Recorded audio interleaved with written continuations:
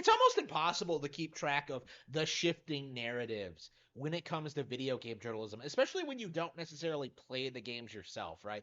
I know nothing about Baldur's Gate 3. I know nothing about like the conspiracy surrounding it, about why so many people are shilling for it and why so many people believe it's gonna win game of the year, or like why it has such an insanely high Metacritic score. It gives me like very big The Last of Us Part 2 vibes. But unfortunately, right now there seem to be a lot of people like in full damage control mode, full shill mode, who are just like religiously defending this game, like no matter what.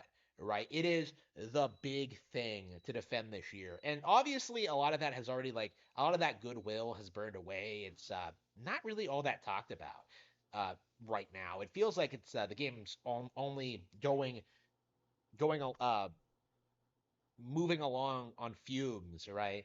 Like trying to keep itself relevant for the Game Awards, right? Whether it wins or not, like I think it's safe to say that it's going to be forgotten by January next year. But um, that is not what we're talking about now. Like the Game of the Year award means nothing, right? What actually matters is the narrative regarding around Baldur's Gate 3, specifically this idea that the game has an insane amount of content, of good, well-produced content, and that it is in that is completely glitch free, right? It is completely polished. It's a full re-release. There were no like issues at launch. It was an amazing game. And I've been able to verify over the past couple of months. I've spoken to a lot of people about this. I've seen it happen. I know that the game did have a lot of bugs. The game was a little bit broken. The game does fall off in Act 2 and especially in Act 3, right? Like as you go along, like there are less and less options. There's less and less choice. Like it's a lot more linear.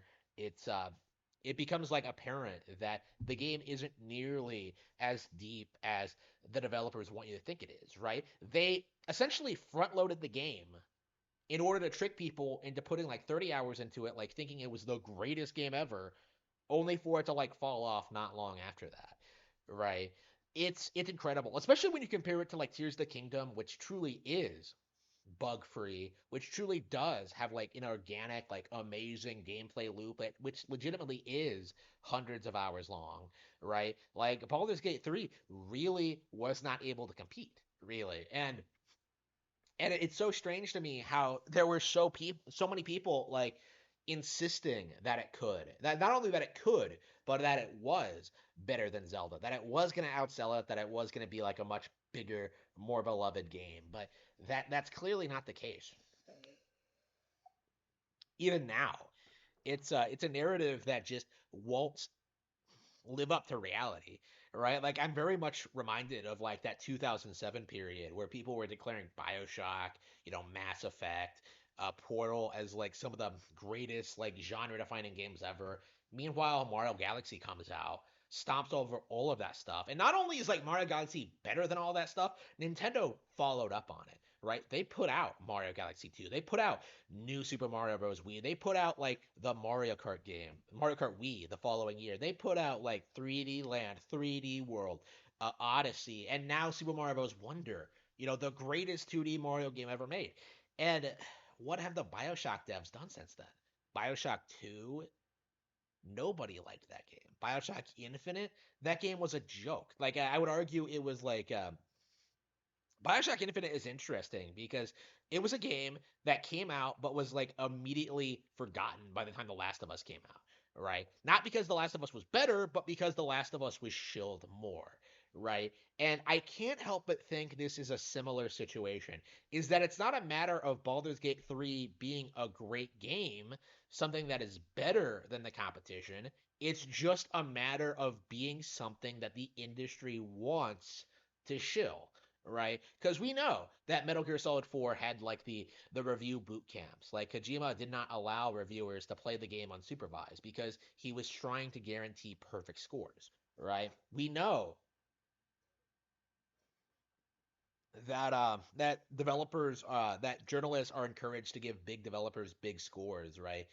In order to keep the profits flowing, to keep the companies in their good graces, to keep things moving along smoothly, right? We know the industry is corrupt. So, like, why exactly would we ever take what the gaming journalists say about Baldur's Gate 3 seriously, right? They didn't do their due diligence. They didn't talk about the bugs. They didn't talk about the very real problems that Baldur's Gate 3 has. They didn't talk about how it's a niche product, how it's not going to appeal to anyone who's not a D&D fan. And that's one of the things that one of the things I've noticed, watching hours and hours of people like saying Baldur's Gate 3 is the best game this year. Why? Like, what makes it so great? What makes the game so compelling? Nobody has really been able to explain it. Like, the best 4chan post I've ever seen in this in explaining this behavior. Baldur's Gate 3 is the best game ever made. How? No answer, right? Like, what exactly makes Baldur's Gate 3 better than the competition? All anybody has been able to do is like point to the freedom of choice and the um the narrative, right? The storyline, right? But really, is it really better than other games that came out this year? Like, it seems more like Baldur's Gate 3 is simply not doing what Fallout and what Starfield did is like strip away all the RPG elements to make way for like a more mainstream audience, right? Like they didn't go the Bethesda route. They actually put out a CRPG, right? And that doesn't necessarily make it a good CRPG, right? They just didn't make the same mistake that like everyone else is doing, right?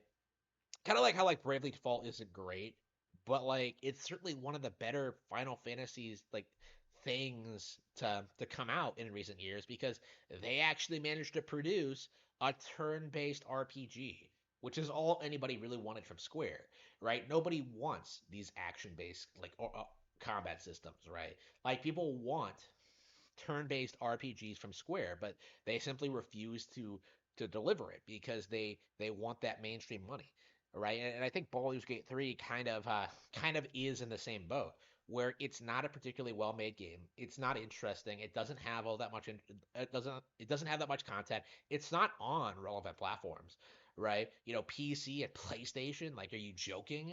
Like it's not that big of a deal. Like what exactly has Baldur's Gate done to deserve all the praise it's getting?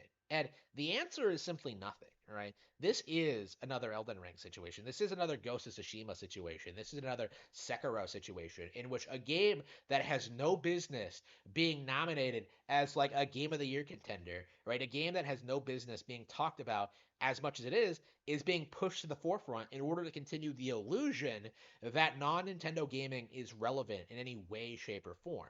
And that is basically what this amounts to, right? This reminds me of Overwatch, right? This reminds me of The Last of Us. This reminds me of like Dragon Age Inquisition, right? In which the industry tries to sell you on this mediocre product in order to damage control, in order to like hype up this thing for like a year or so until like it becomes forgotten, and it's just so sad to see it. It really is embarrassing, and I'm getting very frustrated with the sheer amount of people who aren't able to see it. Like I think most people are celebrating Baldur's Gate 3 being shilled the way it is because they think it means that Nintendo won't take a whole lot of W's at the Game Awards. Like they'll do anything to slight Nintendo. It feels like that's kind of the main driving force behind this is just slighting Nintendo, slighting Tears of the Kingdom, doing anything they possibly can to downplay this game. It's not gonna work, okay? Like it reminds me a lot of how like Majora's Mask came out in 2000 and people said it was too late in the console life cycle and that Majora's Mask was too different and it was too weird and that it wasn't as good as Ocarina and that like Nintendo just completely failed to deliver a compelling product. But the game ended up being a cult classic anyway, and I think most people do remember it as the best game of 2000, right?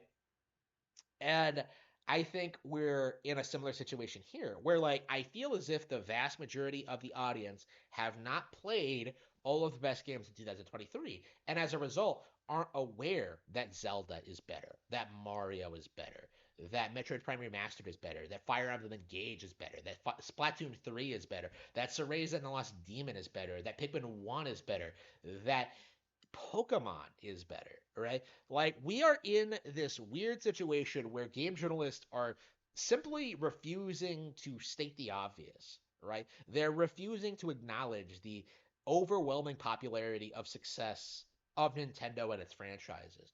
And they'll just keep clinging to whatever they can to keep up that illusion. Whether it's a new Yakuza game with Yongye voicing the protagonist, or like some PC exclusive that nobody cares about, like hyping up Fortnite, just to pretend as if kids aren't playing Nintendo. Like they'll do anything they possibly can. Talk about GTA 6, even though it's probably not coming out until like at least next year, right? Like they'll do whatever they can to keep the discussion towards Nintendo negative, but more and more people are noticing that it is a problem and that there needs to be someone needs to put a stop to it.